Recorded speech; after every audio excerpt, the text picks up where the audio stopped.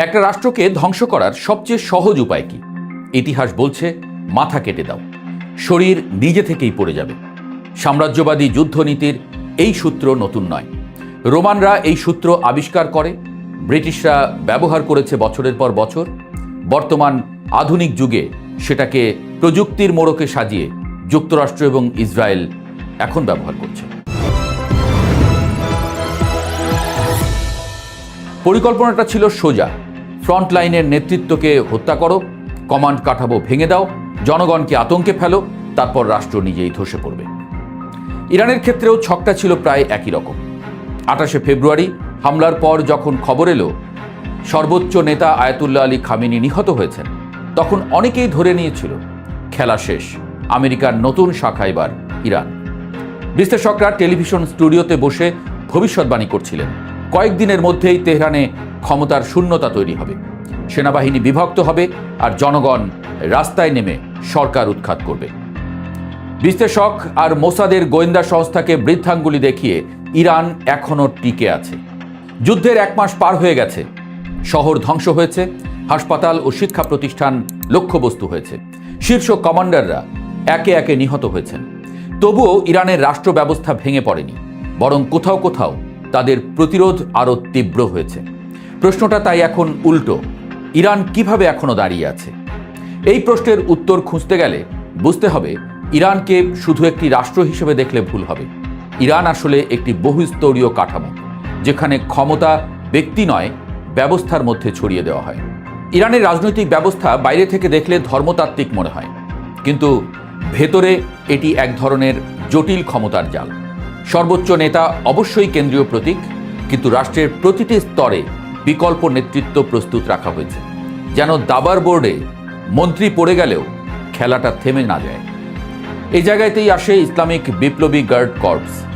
অনেক বিশ্লেষক একে রাষ্ট্রের ভেতরের রাষ্ট্র বলেন, কারণ এটি শুধু সেনাবাহিনী নয়, অর্থনীতি, গোয়েন্দা কার্যক্রম, অভ্যন্তরীণ নিরাপত্তা, এমনকি আদর্শিক নিয়ন্ত্রণ সবকিছুই তাদের উপস্থিতিতে হয়। যুদ্ধে তাদের বহু কমান্ডার নিহত হয়েছেন, কিন্তু এই গার্ডসের কাঠামো এমনভাবে তৈরি যে একজন নিহত হলে সঙ্গে সঙ্গে আরেকজন দায়িত্ব নিয়ে নেয়। এখানে নেতৃত্ব কোনো ব্যক্তিগত ক্ষমতা নয়, এটি একটি ধারাবাহিকতা।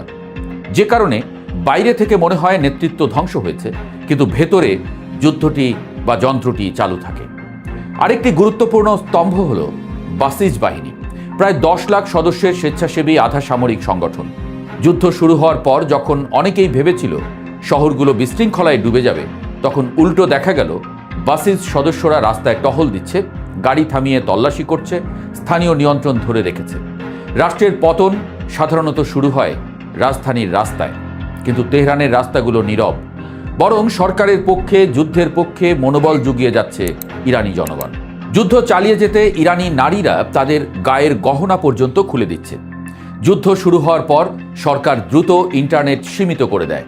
আজকের পৃথিবীতে ইন্টারনেট শুধু যোগাযোগ নয়, এটি আন্দোলনের অক্সিজেন। সেই অক্সিজেন কেটে দিলে প্রতিবাদ সংগঠিত হওয়া কঠিন হয়ে পড়ে। একসময় যে সরকার বিরোধী বিক্ষোভ দেশটিকে নাড়িয়ে দিয়েছিল, যুদ্ধ শুরু হওয়ার পর তা প্রায় অদৃশ্য হয়ে গেছে। মানুষ ঘরে ফিরেছে, আংশিক ভয়ে, আংশিক জাতীয় সংকটের অনুভূতিতে। কারণ যুদ্ধের আরেকটি নিয়ম আছে, বাইরের আক্রমণ প্রায়ই ভেতরের বিভাজন কমিয়ে দেয়। ইরানের সমাজ বহু মতভেদের হলেও বিদেশি হামলার মুখে জাতীয়তাবাদ দ্রুত সক্রিয় হয়ে ওঠে। রাষ্ট্র তখন শুধু সরকার থাকে না, প্রতিরোধের প্রতীক হয়ে যায়। এই জায়গায় ইরানের দীর্ঘমেয়াদী প্রস্তুতির কথাও আসে। বিপ্লবের পর থেকেই দেশটি নিজেকে অবরুদ্ধ রাষ্ট্র হিসেবে কল্পনা করেছে। নিষেধাজ্ঞা, বিচ্ছিন্নতা, চাপ এসব তাদের জন্য নতুন নয়। ফলে অর্থনীতি থেকে সামরিক প্রযুক্তি পর্যন্ত অনেক ক্ষেত্রে স্বয়ংসম্পূর্ণতার দিকে তারা ধীরে ধীরে এগিয়েছে। বিজ্ঞান ও ধর্ম, এই দুইয়ের অদ্ভুত সমন্বয় ইরানের রাষ্ট্র দর্শনের একটি বৈশিষ্ট্য। বিশ্ববিদ্যালয়ে গবেষণা, ক্ষেপণাস্ত্র প্রযুক্তি সবকিছুই এক ধরনের জাতীয় দায়িত্ব হিসেবে দেখা হয়েছে। যুদ্ধের সময় সেই বিনিয়োগের ফল দৃশ্যমান। যখন যুক্তরাষ্ট্র এবং ইসরায়েল দাবি করছে ইরানের সামরিক সক্ষমতা ধ্বংস হয়ে গেছে, তখনই ভারত মহাসাগরের প্রায় ৩,৮০০ কিলোমিটার দূরের দিয়েগো গার্সিয়ার দিকে ক্ষেপণাস্ত্র নিক্ষেপের ঘটনা বিশ্বকে মনে করিয়ে দিয়েছে ক্ষমতা পুরোপুরি শেষ হয়ে যায়নি। এখানেই যুদ্ধের মনস্তত্ত্ব বদলে যায়, কারণ যুদ্ধ শুধু অস্ত্রের নয়, প্রত্যাশারও লড়াই। যদি শত্রু দ্রুত ভেঙে পড়ে তাহলে বিজয় সহজ, কিন্তু যদি সে টিকে থাকে তখন আক্রমণকারীর পক্ষে কৌশলই প্রশ্নের মুখে পড়ে। ইরানের ক্ষেত্রে সেটাই ঘটেছে। আরেকটি বড় কারণ আন্তর্জাতিক সমীকরণ। চীন ও রাশিয়া সরাসরি যুদ্ধে না নামলেও কূটনৈতিক এবং কৌশলগতভাবে ইরানকে একেবারে একা হতে দেয়নি। বৈশ্বিক শক্তির এই ভারসাম্য যুদ্ধকে সীমাবদ্ধ রেখেছে, ফলে পূর্ণ মাত্রার আক্রমণ রাজনৈতিকভাবে জটিল হয়ে উঠেছে। নতুন সর্বোচ্চ নেতা মোস্তফা খামেনি জনসম্মুখে খুব কম দেখা দিচ্ছেন, এই নিয়ে গুঞ্জন আছে। কিন্তু প্যারাডক্স হলো তার এই অনুপস্থিতি হয়তো নিরাপত্তা কৌশলের অংশ। নেতৃত্ব যত অদৃশ্য, লক্ষ্যবস্তু করা ততই কঠিন। এখন সবচেয়ে বড় প্রশ্ন, এই যুদ্ধ পরিচালনা করছে কে? একজন ব্যক্তি নয়, বরং একটি প্রতিষ্ঠানগত স্মৃতি। ইরান, লেবানন, লিবিয়া, বাহরাইন, তিউনিসিয়ার মতো দেশগুলো ছিল একনায়কতন্ত্র এবং পরিবারতন্ত্র। ফলে শুধুমাত্র তাদের সরিয়ে ফেলতে পারলেই সেই দেশকে নিজের কবজায় আনা যেত সহজে। কিন্তু এখানেই ইরান আলাদা। বহু বছর ধরে তৈরি করা কমান্ড চেইন, বিকেন্দ্রীকৃত সিদ্ধান্ত গ্রহণ এবং আদর্শিক প্রশিক্ষণ এমন এক ব্যবস্থা তৈরি করেছে যেখানে নির্দেশ শুধু উপর থেকে নিচে নামে, নিচ থেকে যুদ্ধ চালু থাকে। ইরান একজন নেতার রাষ্ট্র নয়, এটি একটি অভ্যাসে পরিণত রাষ্ট্র, যেখানে প্রতিরোধ একটি রাজনৈতিক নীতি নয়, সামাজিক সংস্কৃতি। ইসরায়েল এবং যুক্তরাষ্ট্র হয়তো ভেবেছিল নেতৃত্ব ধ্বংস করলে রাষ্ট্র থেমে যাবে, কিন্তু তারা সম্ভবত একটি মৌলিক বিষয় অবমূল্যায়ন করেছে। কিছু রাষ্ট্র ব্যক্তি দিয়ে নয়, ধারণা দিয়ে চলে, আর ধারণাকে বোমা মেরে ধ্বংস করা কঠিন। যুদ্ধ এখনো শেষ হয়নি, সামনে কি ঘটবে কেউ নিশ্চিত নয়। কিন্তু 1 মাসের অভিজ্ঞতা অন্তত একটি বিষয় পরিষ্কার করেছে, ইরানের শাসন ব্যবস্থা কেবল ক্ষমতার কাঠামো নয়, এটি দীর্ঘ প্রস্তুতি, আদর্শিক সংগঠন, নিরাপত্তা যন্ত্র এবং জাতীয় মনস্তত্ত্বের সমন্বয়।